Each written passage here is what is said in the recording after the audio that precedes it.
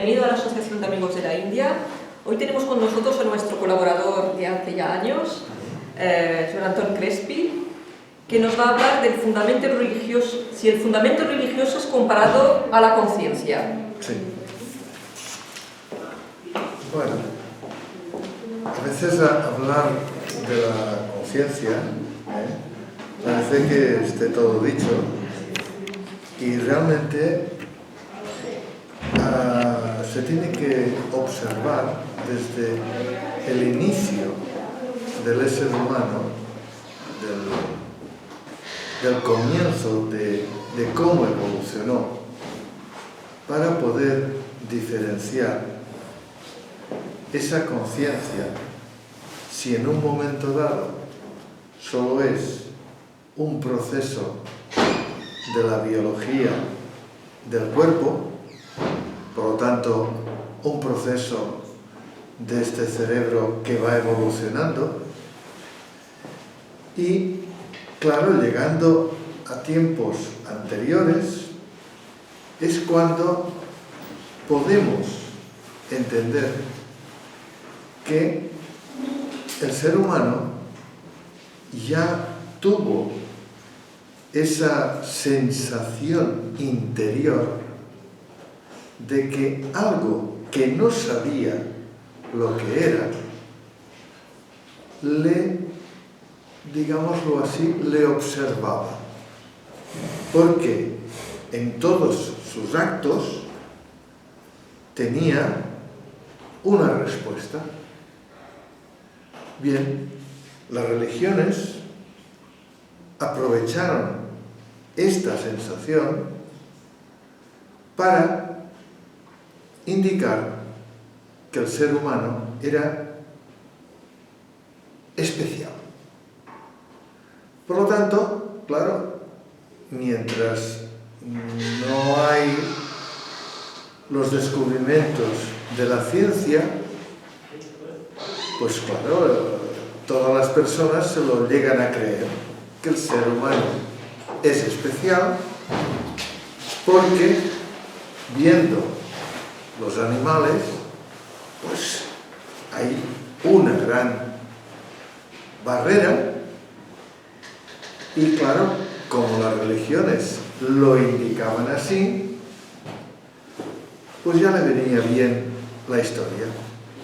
Entonces, a través del tiempo, resulta que podemos observar que las cosas van cambiando.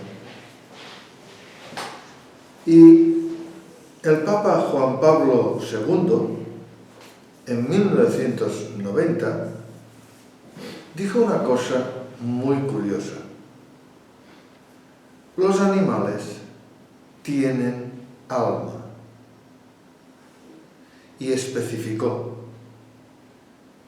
esta alma en los animales es porque son seres con una movilidad.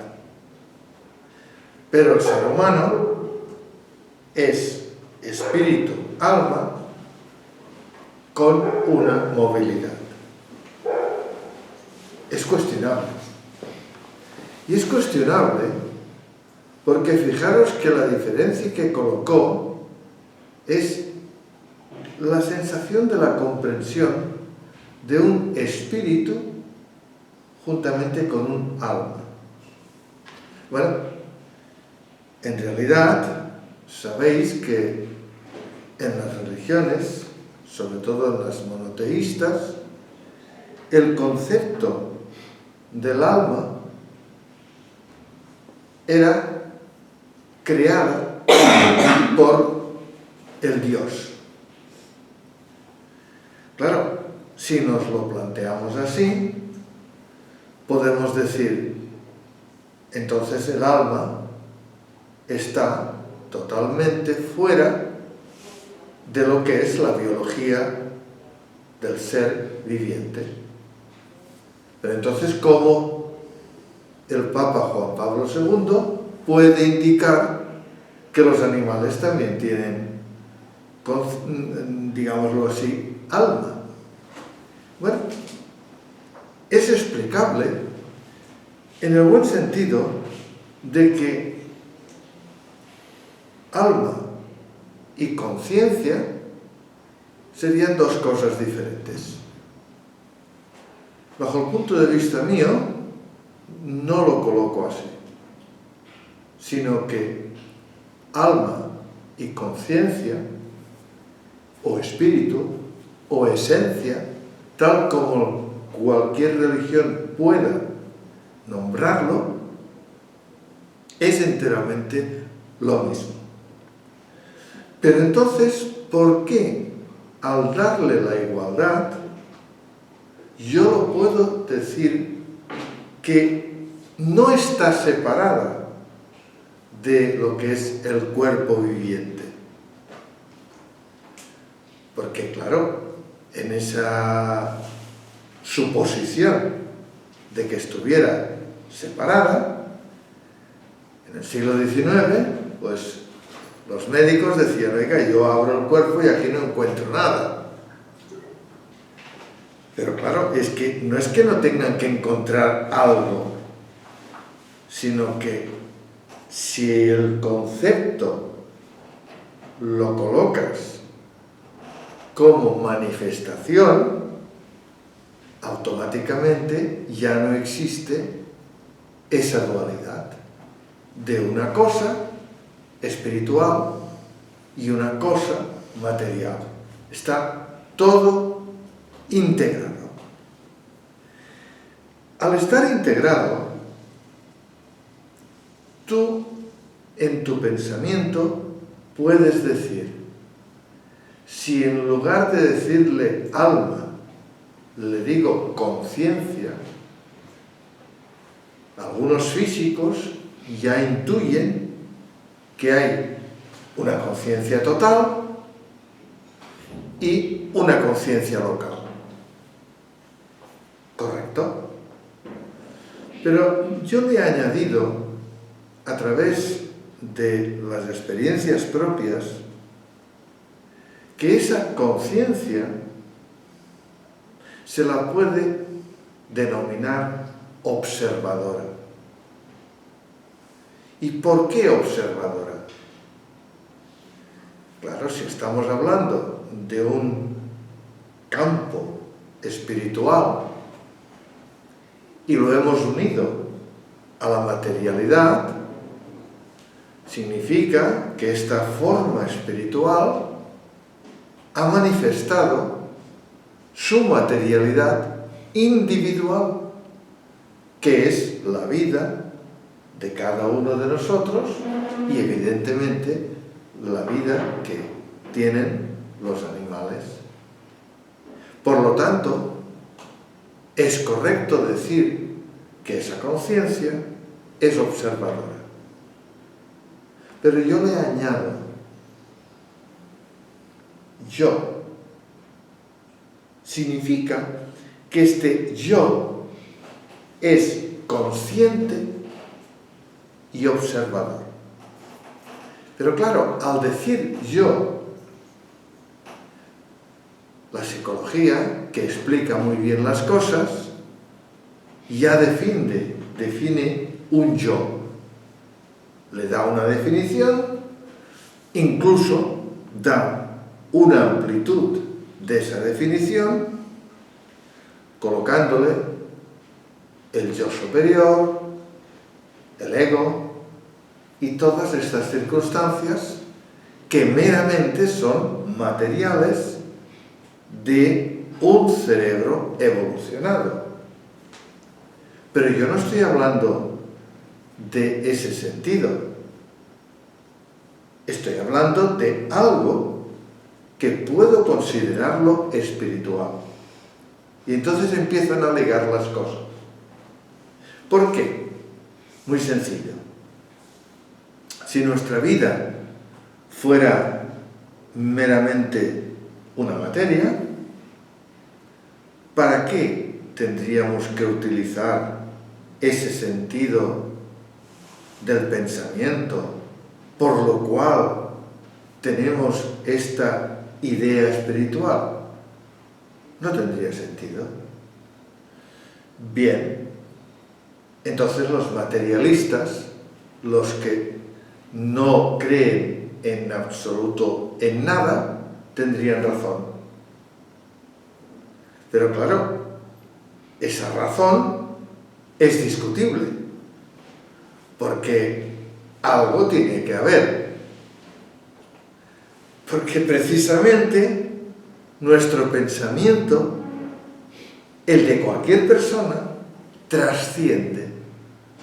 Y si trasciende a algo, significa que puede, digámoslo así, observar ese pensamiento propio en algo más superior. Luego, cuando ya he empezado diciendo que hay un yo consciente observador, es correcto indicarlo así, porque ese yo consciente observador soy yo mismo, o cada uno de vosotros. Por lo tanto, la diferencia de colocarlo, entre comillas, en la forma espiritual es correcta. Pero las religiones dicen, no, bueno, pero esto no tiene nada que ver, porque hay algo mucho más superior a lo que le doy el nombre de Dios. Bien, podemos aceptarlo, pero claro, en el mismo momento en que aceptamos Dios, nosotros mismos lo podemos concebir sin atributos, sin privilegios, sin nada, porque ese Dios es lo más superior.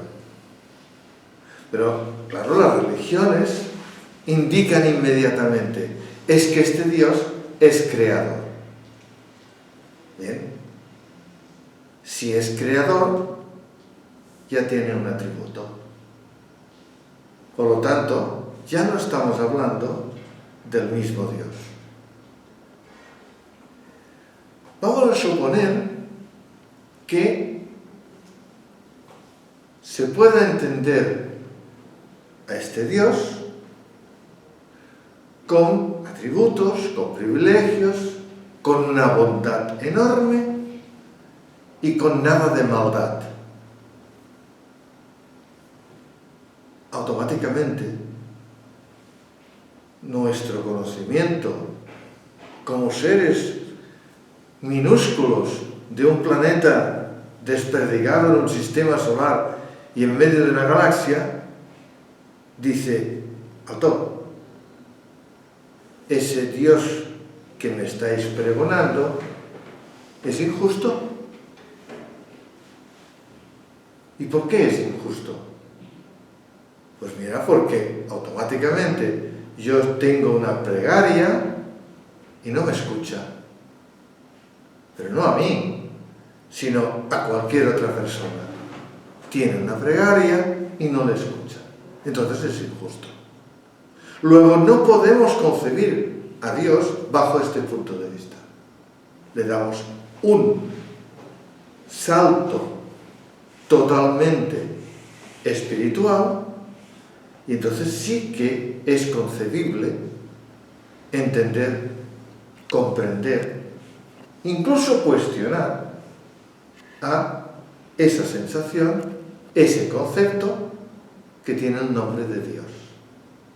Porque en el mismo momento en que algunas filosofías dicen, no, es que Dios está dentro de cada uno de los seres vivientes, entonces coincide totalmente esa sensación por la cual yo puedo indicar efectivamente que esa sensación y concepto de Dios está en mí, porque está dentro de cualquier ser viviente. Luego la individualidad, en vez de decirle Dios, automáticamente le puedo decir yo consciente observador. Pero voy a ir un poco más a decir, si lo he cuestionado, tendré que dar un fundamento, incluso a través de las filosofías o de las religiones que existen y que cada uno pueda seguirla en su idea. Y observo que en la filosofía Advaita la forma es sencilla y contundente. Es. ¿Vale? Es sencillo y contundente. Porque ellos mismos entonces dicen, para poder comprender la sensación esta espiritual,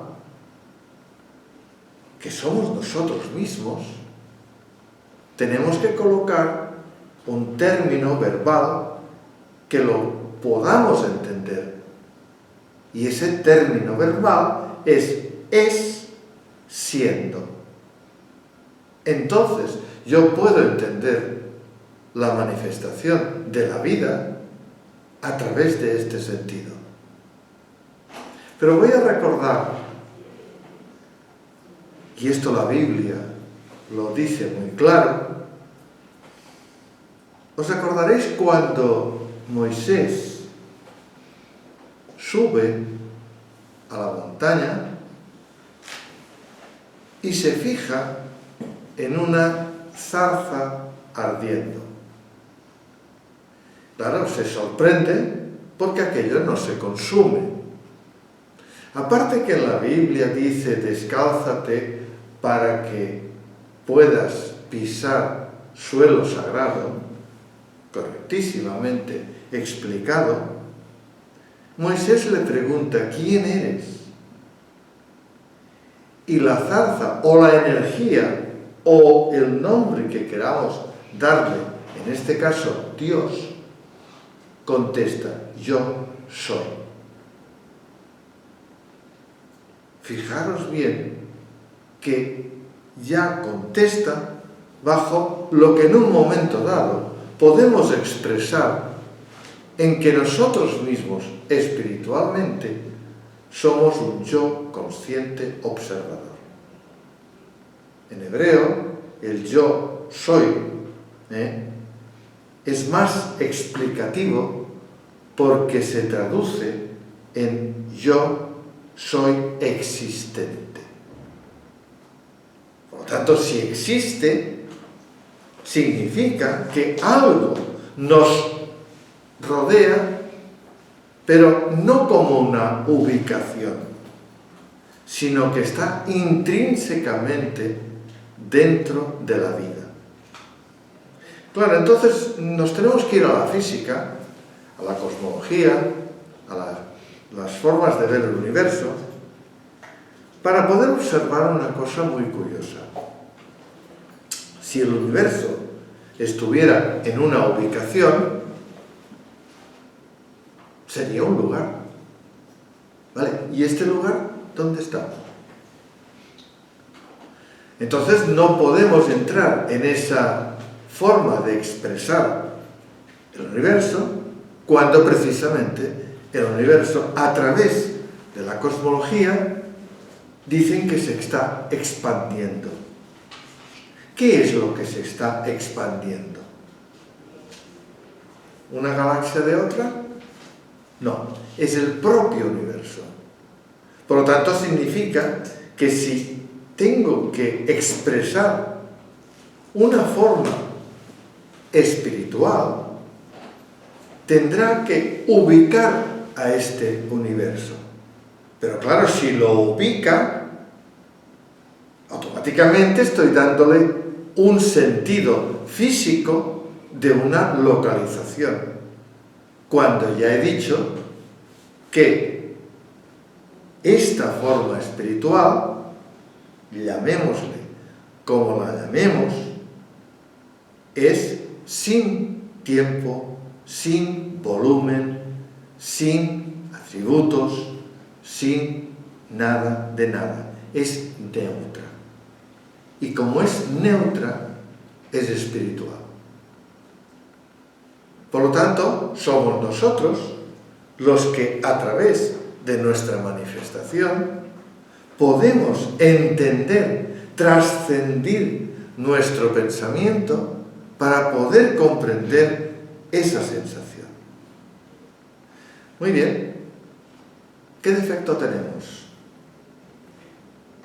Nuestro cerebro. Nuestro cerebro piensa, vale, está conectado, vale, todo lo que queráis. Los neurólogos dicen, no, es que nuestro cerebro es mecánico y cuántico. ¿Por qué es mecánico? Pues porque rige todas las funciones de la forma de la vida en cada ser viviente. ¿Por qué es cuántico? Porque el pensamiento trasciende. Si el pensamiento trasciende, ¿a través de qué? Si no tenemos la observación de que dentro de este cerebro son unas células que reaccionan electroquímicamente y no hay nada más. ¿Cómo aquellas células pueden generar un pensamiento?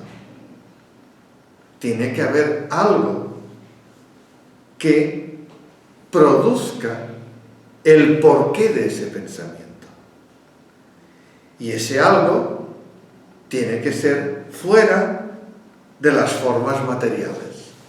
Por eso, al yo decir yo consciente, observador, lo puedo equiparar al alma, lo puedo equiparar a un espíritu, lo puedo equiparar a algo que sea precisamente no material. Porque no material significa que no me pertenece dentro de la biología que yo soy, pero sí me pertenece porque soy yo mismo. Esto es una gran paradoja. Cuando empezamos a observar el absoluto, las religiones que dicen, del absoluto surge la materia, precisamente porque alguien pensó que esa materia formaría en su momento la vida. Si lo vemos así, ningún problema, porque todos estamos formados por los mismos átomos, por las mismas moléculas, por las mismas reacciones. ¿Somos todos iguales? No. ¿Qué es entonces lo que influye? Un cerebro. ¿Y por qué influye ese cerebro? Pues porque tiene unos conceptos predeterminados y unos agregados psicológicos que le hacen que aquel pensamiento producido y aquella emoción sentida sean interpretados de una forma que a lo mejor no nos gusta, pero que sin nosotros quererlo, como ese cerebro actúa, automáticamente interpreta. Bien, pues yo lo voy a colocar de otra forma, ya que antes he dicho que el propio pensamiento puede trascender, y si trasciende, automáticamente capta la emoción pura. ¿Y cuál sería la emoción pura? La forma espiritual por la cual nosotros estamos manifestados en una materia. Entonces empieza a entender todo. Pero claro, cuando decimos si nos estorba el cerebro, ¿qué tenemos que hacer? Bien, yo esto lo descubrí a través de una noticia, evidentemente médica, científica, en que habían descubierto que en el corazón había 40.000 neuronas. Claro, la pregunta inmediata, no la mía, sino la de los científicos: ¿qué hacen estas 40.000 neuronas en unos ganglios laterales al lado del corazón? Pues precisamente sirven para recibir la emoción pura, porque nosotros estamos constantemente recibiendo algo de lo que es lo que nos envuelve, esa forma espiritual. La religión diría Dios. Por lo tanto, si lo recibimos, ya hemos dicho que es puro, ya hemos dicho que es neutro. Pero claro, cuando lo recibimos, ¿quién lo interpreta? El cerebro. Luego, si nos acostumbramos a recibirlo a través del corazón, la cosa cambia. ¿Por qué cambia? Porque descubrieron que estas 40.000 neuronas son autónomas respecto al cerebro. O sea, el corazón tiene una conexión con el cerebro, y tanto, igual que los intestinos, igual que cualquier órgano. Ahora bien, ¿qué le pasa a las neuronas que hay en los intestinos? ¿A qué se preocupan? Pues se preocupan de la alimentación, se preocupan que haya un equilibrio, se preocupan de todos los nutrientes. Ningún problema. Y las neuronas que hay en el cerebro, que también son millones, se preocupan de todo lo que sabemos en el proceso por el cual la mecánica del cerebro actúa en su predisposición del cuerpo viviente, y la forma cuántica actúa a través de generar los pensamientos y evaluar las emociones.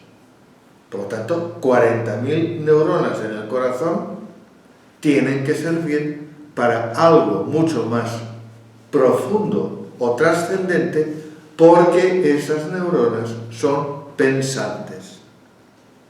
Y si son pensantes, significa que pueden percibir y pueden emitir. ¿Emitir qué? La emoción lo más objetiva posible, ya que el cerebro es totalmente subjetivo. Luego tenemos esa gran ventaja. Por lo tanto, dicho de esta manera, podemos trabajar con esa conciencia sabiendo que podemos conectar con ella. Ya no es la conciencia clásica que, digamos, lo descubrieron los neurólogos. No, ya hemos descubierto dónde está la conciencia, esa vocecita que nos habla. No estoy hablando de esto. Estoy hablando de un paso mucho más trascendente para encontrar lo que sería nuestra profundidad espiritual. Y eso está en el sentido del yo consciente observador.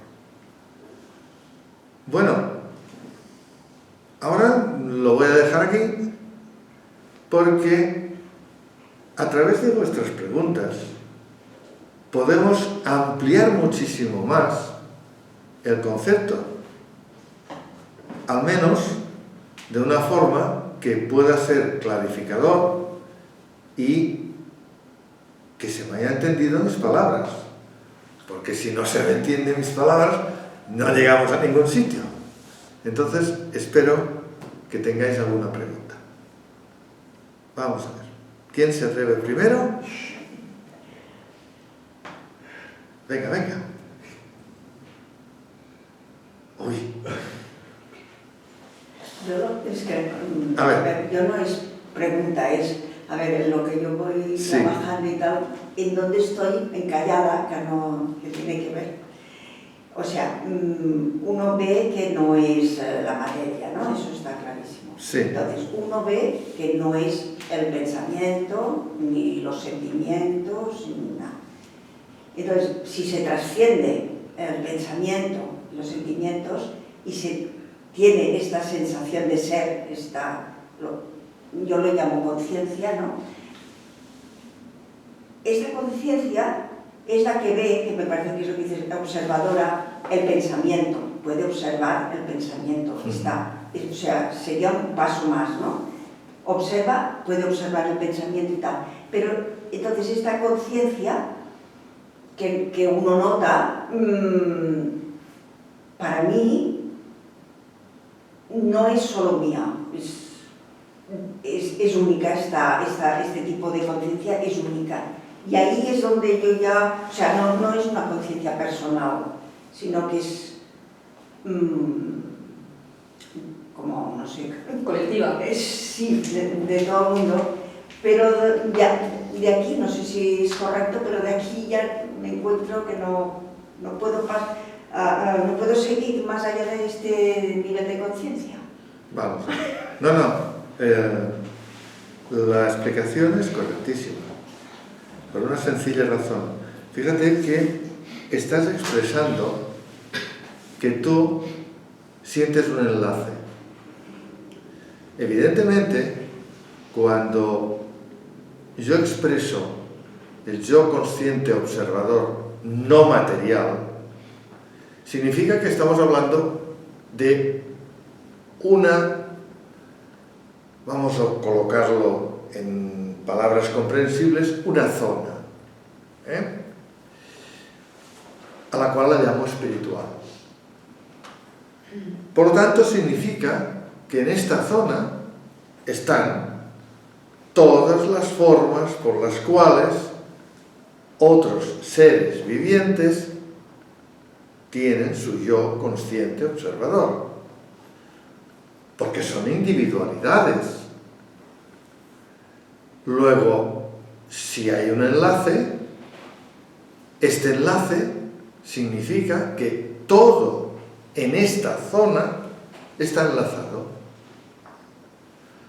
Claro, entender que estamos enlazados no nos gusta, porque parece que estemos abiertos a que cualquiera pueda entrar en nuestra individualidad. Y no es así, porque precisamente la individualidad es única, pero hay otras individualidades que son únicas y todas están entrelazadas. Yo voy a ponerte un ejemplo en la materialidad. Cuando un animal, fíjate que ya no pongo un ser humano, un animal, tiene una pequeña evolución, o sea, descubre algo para su supervivencia,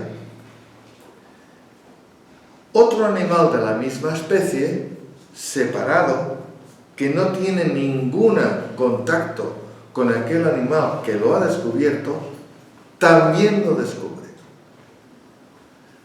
¿Cómo es posible? Si no es a través de este enlace de la zona que hemos denominado espiritual. Por lo tanto, cuando tú dices, es que, vale, yo tengo esa percepción y parece que no lo entienda, que no comprenda, que esté parada en solamente mi pensamiento. No, al contrario, si tú das este paso, ya estás dentro de tu trascendencia. Vamos a ver. Sabéis que yo he tenido una parada cardiorrespiratoria, que vi lo que se dice el portal. y que pude volver. Cuando el pensamiento humano trasciende para poder comprender quién soy yo, o qué soy, o qué hago aquí, todas estas preguntas que cada uno de nosotros se hace, tendrían la respuesta si todos tuviéramos una parada cardiorrespiratoria. Pero como eso no es posible, pues como mínimo, bueno, alguien a lo mejor se asusta de tenerla. Pues sí. Si se sabe, ¿no? Ah, si se sabe. Si se sabe. ¿Fue consciente de esa parada? ¿Fue consciente? A ver, ¿Usted fue consciente de esa parada? el que fue consciente no era yo. No era nada, su conciencia. Y ahí está la gran pregunta. Si yo estaba sin conciencia, ¿quién estaba observándolo todo? Ya no solamente mi cuerpo, o la habitación donde estaba, o la gente que había, sino la luz, el túnel y el paso. Muy bien. Vale, lo observé. ¿Qué dicen los que no son muy espirituales, por llamarlo así? Dicen, no, esto es una reacción química del cerebro. Sí, señor. Venga, química del cerebro. Y yo pregunto, escuche, cuando estaba yo en aquel estado, ¿el cerebro se preocupaba de presentarme una película para distraerme? Por favor, no. Pero hay una cosa más importante que esto. Vamos a ver. Normalmente, cuando pasan estas circunstancias, las personas que vuelven dicen, oiga, yo estaba muy bien allí, pero es que me han dicho que no es el momento. ¿Y cómo se traduce esa sensación? No, es que hay un destino. Vamos a ver. Si yo lo coloco como un destino, significa que hay un privilegio. O sea, este tiene un Mercedes, yo no tengo un Mercedes y tengo una bicicleta, pues este señor tiene un privilegio. ¿Eso es su destino? No. Vamos a quitar la palabra destino. Vamos a colocar la palabra programa.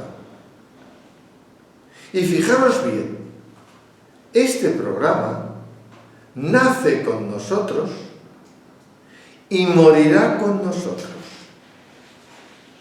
Por lo tanto, ese programa es único, no tiene nada que ver con las circunstancias, pero está ligado precisamente al entorno del programa. O sea, nos debemos a las circunstancias del entorno. Evidentemente, familiares, amigos, lugares, lo que sea. Significa esto que este programa se va modificando. No es un programa fijo. Porque si fuera un destino, y el destino lo hubiera hecho alguien, pues claro, tendríamos que decir, pues sigamos el destino, porque si hago lo otro, resulta que voy contra mi destino. Esto es falso. Es un programa. Y este programa cambia constantemente. Muy bien, ¿para qué sirve? Nos preguntaremos para qué sirve. Porque si cuando tuve la sensación de que yo tenía que volver, porque no era mi momento, bien, pasaron muchas cosas en aquel instante. Yo estaba inconsciente. Y todas las veces que he estado inconsciente, para mí, para mi cuerpo, era una negrura. Por lo tanto, ¿quién en aquel momento estaba viendo todo lo que veía, si no es el yo consciente observador? Por lo tanto, tú le das valor a esto, trabajas con esto y automáticamente verás que no hay ningún problema. Pero es que lo bonito del caso es que este programa es como una película.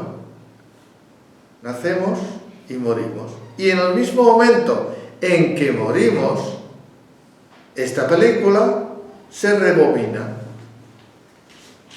y queda en un presente permanente, inalterable, congelado, porque mi vida ha terminado.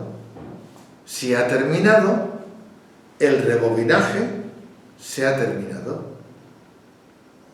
Por lo tanto, si yo he manifestado que hay un yo consciente, observador, recoge la película y se la lleva.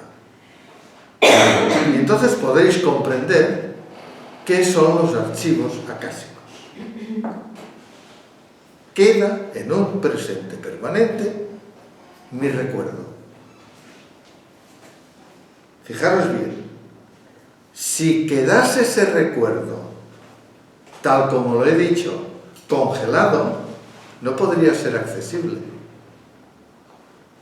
Pero como tiene esa energía del yo consciente observador, o del alma, o del espíritu, o de lo que queráis llamarle, yo, que soy otra persona viviente, puedo conectar con esa persona que ha muerto. ¿Y en dónde conecto? En su presente permanente. Cuando mi hijo murió, si yo quiero conectar con él, tengo que conectar en esa película rebobinada, porque su yo consciente observador es energía igual que yo. Muy bien, ¿dónde está? Y aquí viene la gran paradoja. Nosotros estamos en un tiempo. Transcurre desde el nacimiento hasta el momento de morir. Pero cuando estamos hablando del concepto Dios, del concepto espiritual, del concepto del yo consciente observador, es un presente. Todo sucede en un presente. Y nosotros no lo podemos comprender esto. Por eso es la gran paradoja. Y por eso podemos conectar siempre con esa energía que evidentemente no soy yo, sino que es lo que ha sido mi hijo, o mi padre, o mi madre, o un amigo, o lo que sea. Todo está en un archivo y en un presente. Aquí estamos en un tiempo. Por eso el tiempo, cuando se habla del tiempo, se dice que no es real. ¿He podido aclarar un poquito tu pregunta? Sí. Menos mal. No, pero a ver, el trabajo de cada cual es muy importante porque tienes que trascender a tu realidad. Fijaros que como yo tengo la ventaja de ser diabético 1, pues tengo mis bajadas de azúcar, de aquellas que va bajando, y no me doy cuenta, me hago un análisis y estoy pues a 40. Pero entonces, ¿qué hago yo en algunas circunstancias? Me la juego. Digo, bueno, voy a bajar un poquito más a ver qué pasa. Y ves que aquello va bajando. Y tú estás un poquito así, entre comillas, un poquito zombie. Pero hay algo que vale la pena, porque no está zombie. Está totalmente activo y está observando. No significa que en aquel momento yo vaya a morir. Significa que mis constantes vitales están a punto de decir, bueno, muchacho, te quedas sin conciencia y ya veremos qué pasa. ¿De acuerdo? Pero si alguien está diciendo esto, significa que no soy yo materialmente, sino que soy yo espiritualmente. Esto se puede discernir en todos los aspectos, religiosos, filosóficos o lo que queráis decirle que es ese suceso por el cual podemos decir que somos una luz, un flujo de energía. Venga, otra preguntita de aquellas que arañan la realidad. Entonces, con la hipnosis es cierto que accede al subconsciente de la persona para Sí. dar cosas que no se acuerdan. A ver, es que el gran, digámoslo así, lo vamos a decir tal como los neurólogos lo indican, la forma cuántica del cerebro. Porque si no diríamos, el consciente está en un lugar y el inconsciente está en otro lugar. No, esto es muy del siglo XVIII, que se dice, pero estamos en el siglo XXI y la ciencia ha avanzado muchísimo. Vamos a ver, tú tienes dentro del cerebro un estado, o un estadio, que se dice, o una función consciente. ¿De acuerdo? Esta función consciente a ti te dice, yo estoy sentado en esta mesa, yo me levantaré, haré esto, haré lo otro, comeré, dormiré. Funciones que las puedes describir. Pero después, debajo de este consciente, hay unos niveles. Y están dentro de lo que se llama el inconsciente. Significa que nosotros mandamos como consciente y estamos hablando de la materialidad de la vida viviente. No, porque el inconsciente manda más que esa forma consciente de nosotros mismos. Pero vuelvo a decir, estamos hablando de la materialidad. ¿Qué le pasa al inconsciente? Tiene recuerdos, tiene fantasías, tiene imaginación, tiene lo que quieras llamarle. Todo ese conjunto, ¿dónde está? No está específicamente en ningún lugar del cerebro. Por lo tanto, significa que está en algo que nos envuelve. Bien, antes he dicho, cuando morimos, rebobinamos la película. En esa película están todas las secuencias de las experiencias vividas.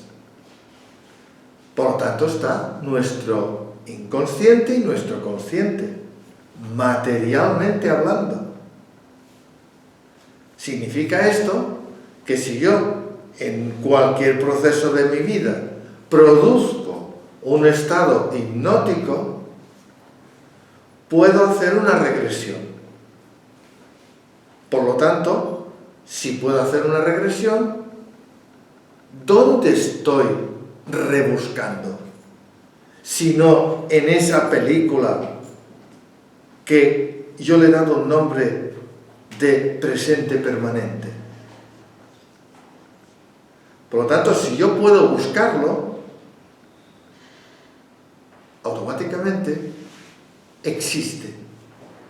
Pero existe como recuerdo. Y la prueba está que si falla ese recuerdo, tenemos amnesia. Y en proceso hipnótico no hay nada. ¿Por qué? Porque hay un deterioro de la película. Se ha perdido el contacto. Muy bien. Vamos a plantearlo entonces desde el punto de vista espiritual. El yo consciente observador es suficiente para poder observar esa forma material, ¿verdad? Pero resulta que no puede observarla porque hay un deterioro en el transcurso de la película. Entonces, esto lo pude comprobar porque cuando yo me caí en el lavabo, inconsciente, hasta que me vino el doctor, pasó más de 3/4 de hora. Bueno, yo que he tenido conversaciones con médicos sobre este tema, les pregunto, vamos a ver, este lapsus, yo no lo recuerdo. Me han robado el tiempo. Bueno, fíjate que ellos no pueden dar una explicación y lo máximo que dan, bueno, esto es un síncope.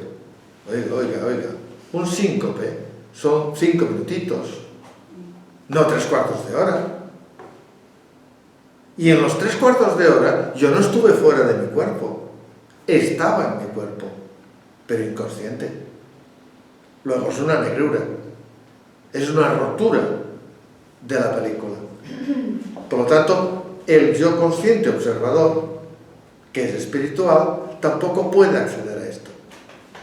Y de hecho, como ya te os he dicho, todas las experiencias que después, posteriores a a través de las bajadas de azúcar, he podido experimentar, surge lo mismo. Ahora bien, sin la visión del portal, de lo que sería el traspaso. ¿Por qué? Porque no se produjo este último paso, del cual, si te quedas, se acabó tu vida. Pero como hay un programa, no coincide ese programa con aquel momento. Y como no coincide, tú tienes que volver. En hipnosis, tú puedes retroceder a lo conocido, no lo que está roto, lo que está en negro. ¿Vale? ¿Es lo que querías saber?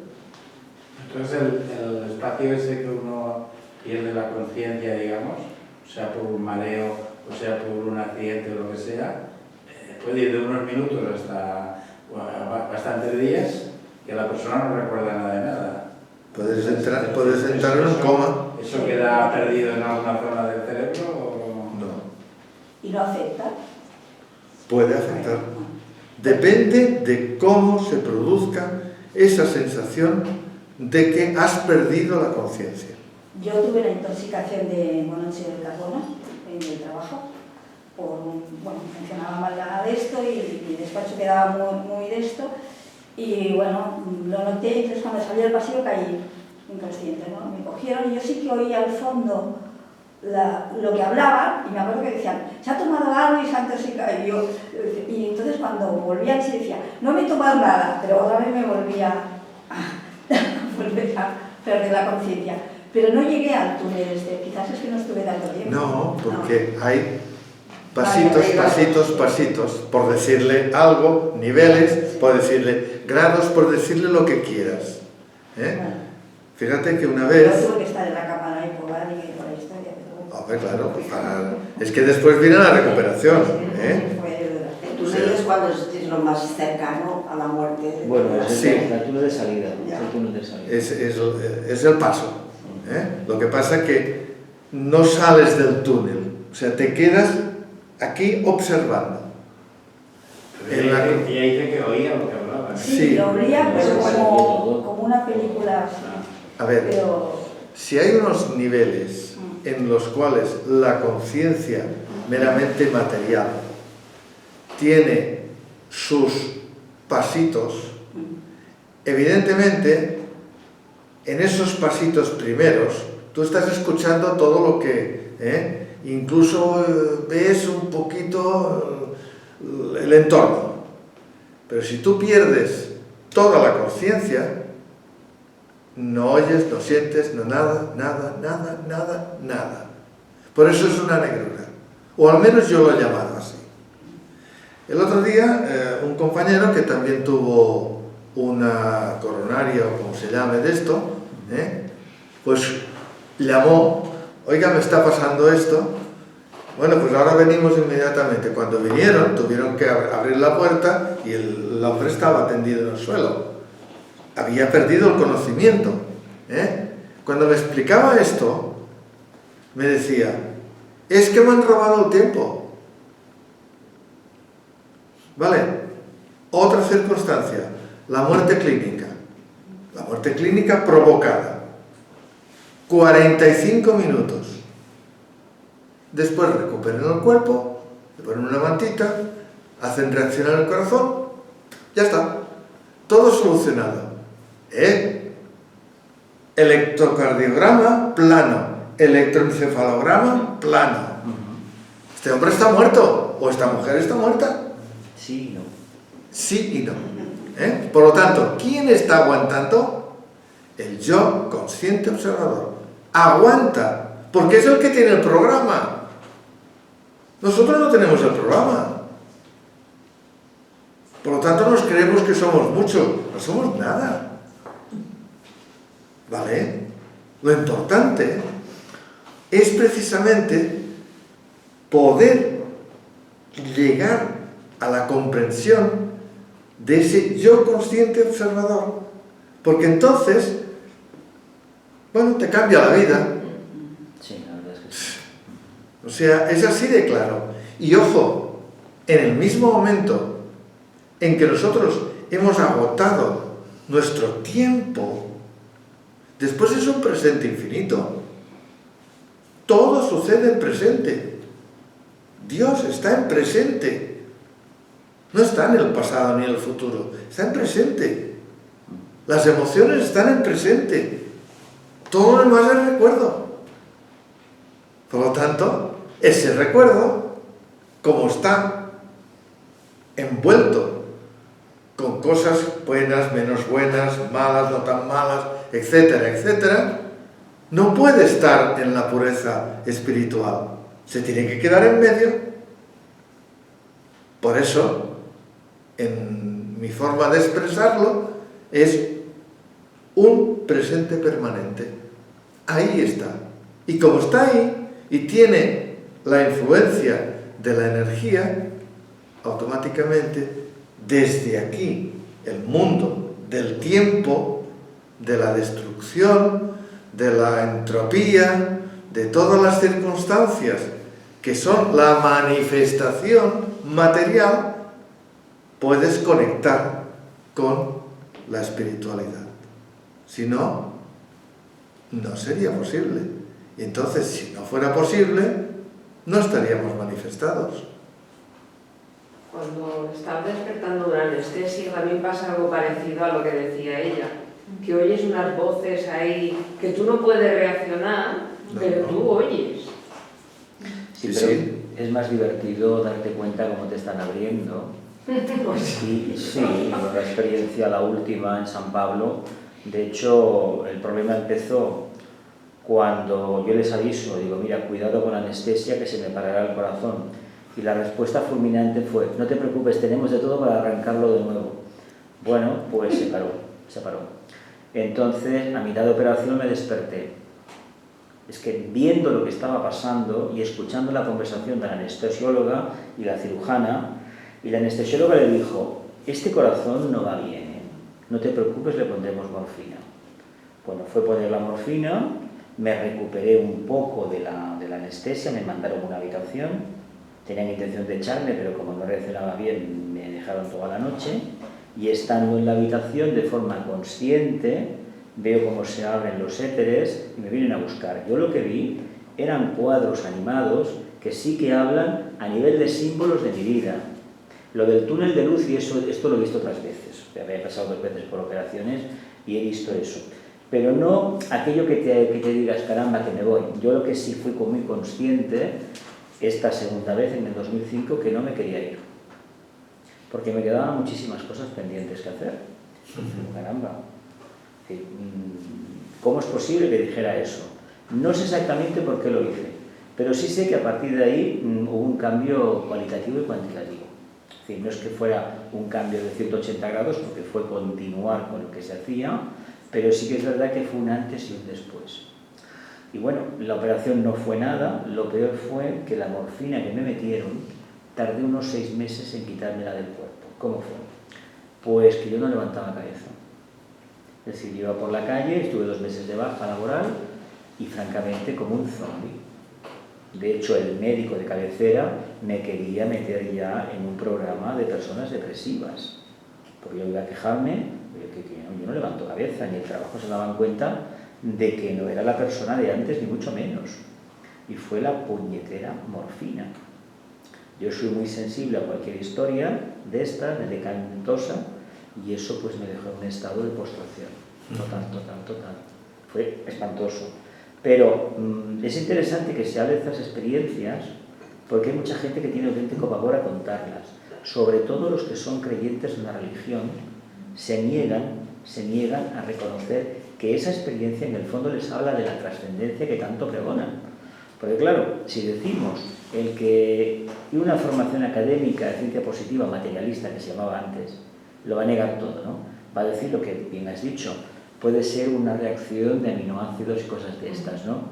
A ver, entonces yo tengo que decir que desde que era pequeñito tengo esta reacción, porque yo me acuerdo de muy pequeño, con 5 años, 6, meterme en la cama y automáticamente estar volando por la casa. Volando, literalmente volando. Tanto es así que me he caído de la cama no sé cuantísimas veces. Porque en el momento que sales del cuerpo y vuelves al cuerpo, el cuerpo físico hace un movimiento, pues Jesús al suelo.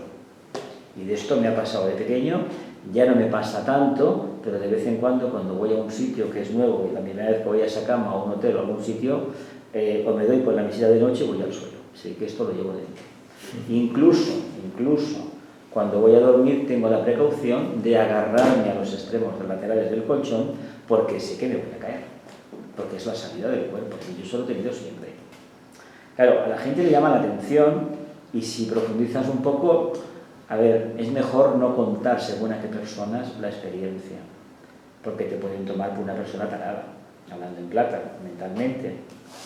Pero es interesante que esta observación que has anotado, de quién está fuera observando, eso es muy importante.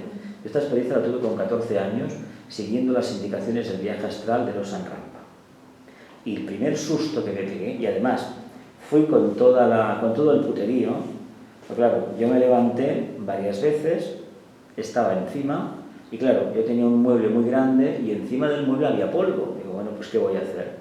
Voy a marcar las manos, con 14 años, a ver si es verdad que cuando recupere la conciencia cojo la escalera, subo y lo veo. En el momento que puse los dedos, ¿sabes el papel de lija? Pues esa sensación tuve yo cuando intentaba tocar un objeto físico, pues la visión, claro, el primer horror que me llevé y el primer susto, que no sé cómo no me quedé, fue ver aquella cosa que era mi cuerpo. Claro, nosotros tenemos la tendencia de que nos vemos como nos vemos, pero con la visión interna el cuerpo físico de agradable no tiene nada.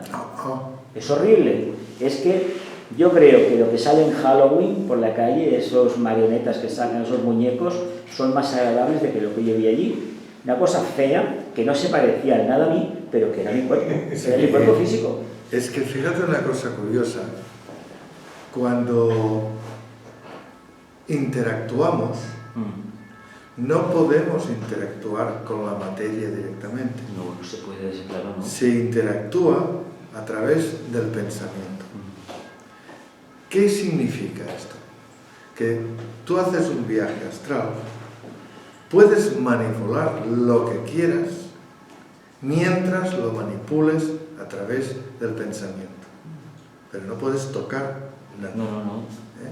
Y es curioso, y dices, bueno, ¿y sirve? Pues sí que sirve, porque en realidad todo tiene una energía que se puede cualificar de energía pensante. Entonces, claro, cuando es así la forma de ver las cosas, comprendes la relación que puede haber entre un ser humano y un animal. Y entonces ya te cambia el sentido de la vida, porque estás diciendo, este animal es un ser viviente como yo, tiene las mismas emociones que yo, nos estamos comunicando con emociones. Por lo tanto, ¿qué me he creído yo? Tengo que bajar del pedestal. Y entonces es cuando la vida se puede observar desde otra manera.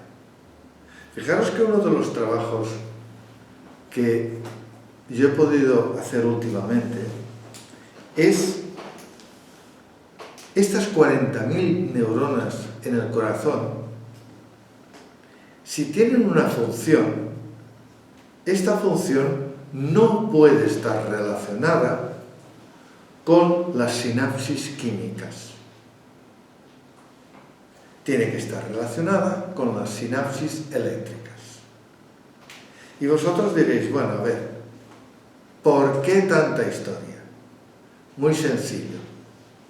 Todos los problemas que llegamos a tener como seres pensantes es porque la segregación que se produce en las sinapsis químicas puede quedar desequilibrada. Y de hecho, cuando se tiene una angustia, cuando se tiene, pues, ¿qué te diría yo?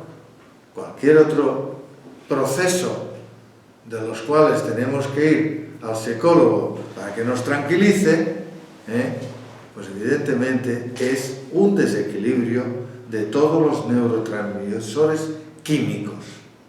Entonces, ¿para qué están las sinapsis eléctricas?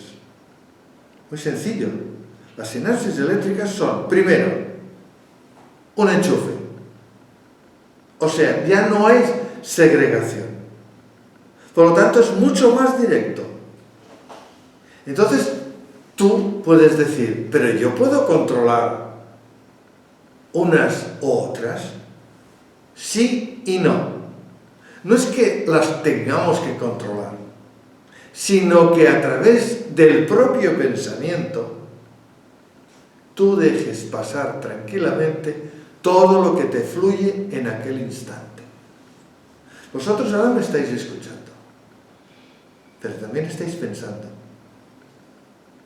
Por lo tanto, significa que si le hicierais caso más al pensamiento que a los que estoy diciendo yo, me estaríais escuchando, no os enteraríais de nada y os preocuparíais por aquel pensamiento que habéis fijado en aquel momento. Eso es lo que hay que decir. No lo tengo que hacer. Tengo que dejar que el pensamiento me fluya como me fluya, siga fluyendo. Y esto es lo que se llama el silencio del pensamiento. Silenciar el cerebro es esto, dejar que pase lo que en aquel momento dado está sucediendo en todas las reacciones electroquímicas del cerebro, todas las sinapsis. Si se deja pasar, la tranquilidad vuelve. Y si vuelve la tranquilidad, la emoción, ¿dónde se siente? En el corazón. Totalmente maravilloso. Difícil de hacer. Meditación. Meditación. O sea que yo me acuerdo un profesor que tuve que me decía, meditar es meditar en medio de la Plaza Cataluña. Sí. Una estación de metro. Sí, sí, y es que es así. Y a veces cuando vamos con alguien y nos dicen, oye, mira, escucha, ¿y qué te importa aquello? ¿No estábamos hablando de otra cosa? Pues hablemos. O no estábamos pensando en este momento, íbamos muy tranquilos, ¿qué te preocupa? O sea que, cuidadín con ese traidorzuelo que es el cerebro y sus pensamientos. ¿Alguna cosita más?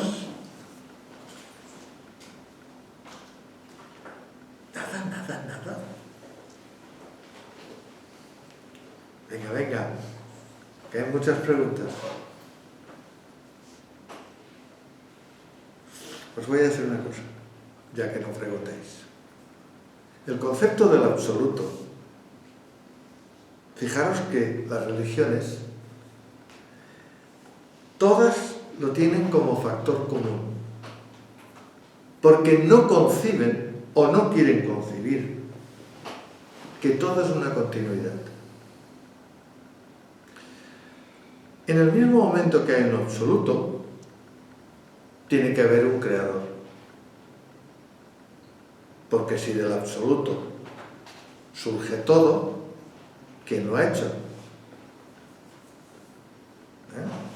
Yo en muchas de las reuniones que he tenido sobre este tema y que coloco precisamente sobre la mesa ese discernimiento, pues siempre salta uno u otro que dice, bueno, pero escucha, ¿quién ha hecho todo esto? No vayas tan deprisa. Concíbelo como una forma por la cual todo se va transformando. Por lo tanto, si todo se va transformando y resulta que surgen, y eso está demostrado, digámoslo científicamente, de la nada, dos partículas antagónicas, significa que estas dos partículas se eliminarán. Si se eliminan, ¿qué surge? Energía. Recordad siempre la fórmula de Einstein. Energía igual a la masa por la velocidad al cuadrado. Por lo tanto, es una cantidad de energía enorme.